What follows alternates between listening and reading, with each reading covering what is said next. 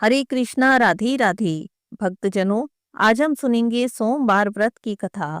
बोलिए शंकर भगवान की जय हो, पार्वती माता की जय हो। प्राचीन काल की बात है। एक गांव में एक साहूकार रहता था। साहूकार बहुत अमीर था। उसके घर में बहुत धन दौलत थी, लेकिन उसके कोई भी संतान नहीं थी।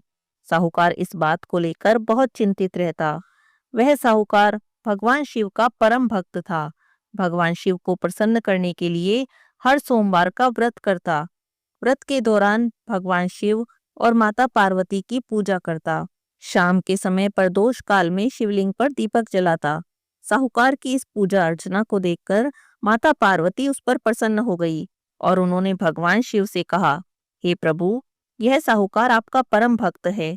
हर सोमवार को विधि विधान से आपकी पूजा करता है और व्रत करता है। मुझे ऐसा लगता है कि आपको उसकी मनोकामना पूरी करनी चाहिए। जब भगवान शिव ने माता पार्वती की ये बात सुनी तो वे कहने लगे, हे गौरी, ये संसार एक कर्म क्षेत्र है।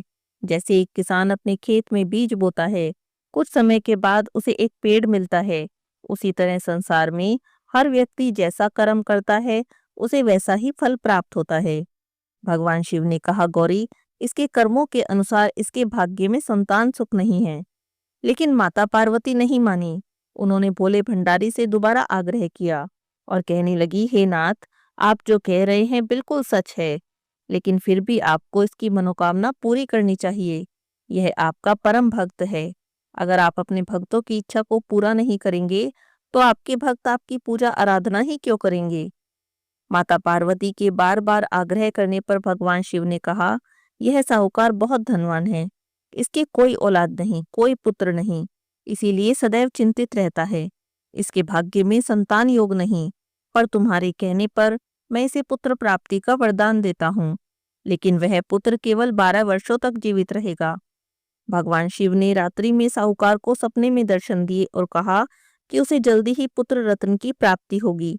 लेकिन उसका पुत्र दीर्घायु नहीं, बल्कि 12 वर्ष में ही उसकी मृत्यु हो जाएगी। यह बात को सुनकर साहूकार प्रसन्न भी हुआ और दुखी भी हुआ। लेकिन साहूकार ने भगवान शिव की पूजा अर्चना और व्रत करना नहीं छोड़ा। पहले की तरह ही व्रत और पूजा करता रहा। कुछ दिनों के बाद साहूकार की पत्नी गर्भवती हो गई। कुछ समय के बाद उसने एक सुंदर बालक को जन्म दिया। बालक के जन्म से साहूकार के घर पर हर्षोल्लास का माहौल बन गया। लेकिन साहूकार बहुत अधिक खुश नहीं था, क्योंकि उसे पता था उसके बालक का जीवन केवल 12 साल का है। लेकिन यह बात उसने किसी को भी नहीं बताई, यहाँ तक कि उस बालक की माता को भी नहीं। जब वह बालक थोड़ा बड़ा हो गया तो साहूकार की पत्नी बोली कि अब हमें इसका विवाह करना चाहिए। लेकिन साहूकार ने मना कर दिया और कहने लगा कि नहीं, अभी मैं इसका विवाह नहीं करूंगा, अभी तो मैं इसे पढ़ने भेजूंगा। साहूकार ने उस बालक के मामा को बुलाया, उन्हें कुछ धन दिया और बालक के साथ काशी जाने को कहा। कहने लगा, इसे काशी ले जाओ और वहां जाकर इसकी शिक्षा दीक्षा का प्रबंध करो।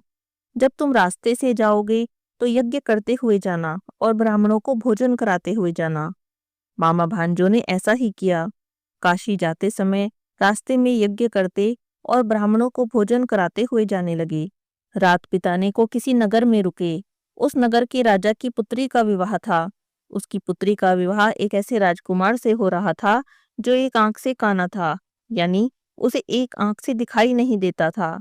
दूल्हे के पिता को इस बात की बड़ी चिंता थी कि अगर राजा को इस बात का पता चल गया कि दूल्हा काना है तो वह राजकुमारी से विवाह के लिए मना कर देगा।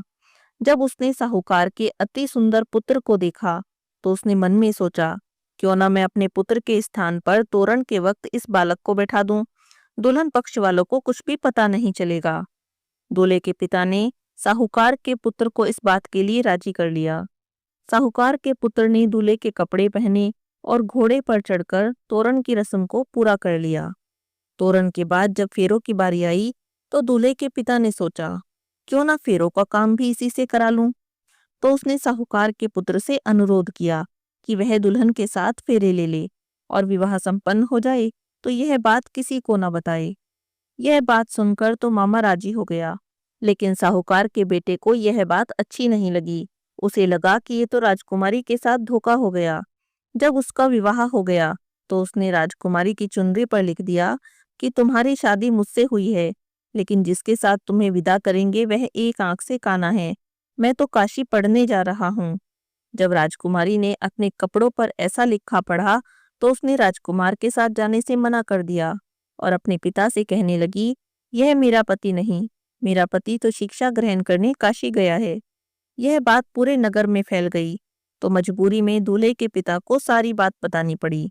इधर दुल्हन के पिता ने अपनी बेटी को भेजने से मना कर दिया। मामा भांजे दोनों काशी पहुंच गए। वहां पर जाकर बालक तो शिक्षा ग्रहण करने लगा और मामा ने यज्ञ करना शुरू कर दिया। इस तरह से कुछ दिन बीत गए। साहूकार का बेटा 12 साल का हो गया। जिस दिन उसका जन्मदिन था तो अपने मामा से कहने लगा, मामा जी, मेरी तबीयत तो कुछ ठीक नहीं, मुझे तो बहुत नींद आ रही है। तो मामा ने कहा, जाओ तुम अंदर जाकर सो जाओ। साहूकार का बेटा अंदर सोने चला गया और वहीं पर उसकी मृत्यु हो गई। कुछ देर के बाद मामा ने जब अंदर जाकर देखा कि उसका भांजा तो मरा पड़ा है, वह बहुत दुखी हुआ। पर उस दिन उसने यज्ञ रचा रखा था।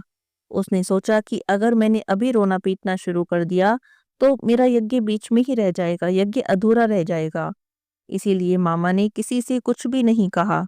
वापस आकर यज्ञ पूरा किया, ब्राह्मणों को भोजन कराया और उसके बाद मामा अपने मरे भांजे को देखकर जोर जोर से रोने लगा। उसी मार्ग से भगवान शिव और माता पार्वती जा रहे थे। माता पार्वती ने किसी के रोने की आवाज सुनी तो भगवान शिव से बोली, देखिए प्रभु, कोई मनुष्य रो रहा है, बड़ा ही दुखी लग रहा है और आप तो सबके दुखों को दूर करते हैं, इसके दुख को भी दूर करें। तब माता पार्वती मामा के पास गई। उन्होंने मरे हुए बालक को देखा तो हैरान हो गई, क्योंकि वो तो भगवान शिव के आशीर्वाद से वही साहूकार का पुत्र था। माता पार्वती कहने लगी, हे भोलेनाथ, ये तो वही साहूकार का बेटा है। माता पार्वती को उस बालक को देखकर दया आ गई। भगवान शिव से प्रार्थना करने लगी। बोली, हे प्रभु, आप इस बालक को जीवन दान दे दें, वरना इसके माता पिता तो जीते जी ही मर जाएंगे। भगवान शिव ने माता पार्वती के आग्रह करने पर उनकी बात मान ली और उस बालक को जीवन दान दे दिया। साहूकार का पुत्र जीवित हो गया। मामा भांजे दोनों अपने घर की ओर चले। रास्ते में साहूकार का पुत्र उसी नगर से निकला जहां पर कि उसका विवाह हुआ था। दुल्हन के पिता ने उस बालक को पहचान लिया। मामा भांजे को लेकर अपने महल में आ गए। दुल्हन के पिता ने एक समारोह किया और अपनी पुत्री को साहूकार के बेटे के साथ विदा कर दिया। साहूकार का बेटा अपने घर की तरफ चला।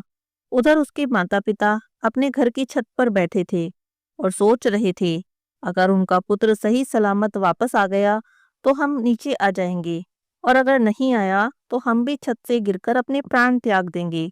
उसी समय बालक का मामा वहां आया और आकर बोला कि आपका बेटा वापस आ रहा है।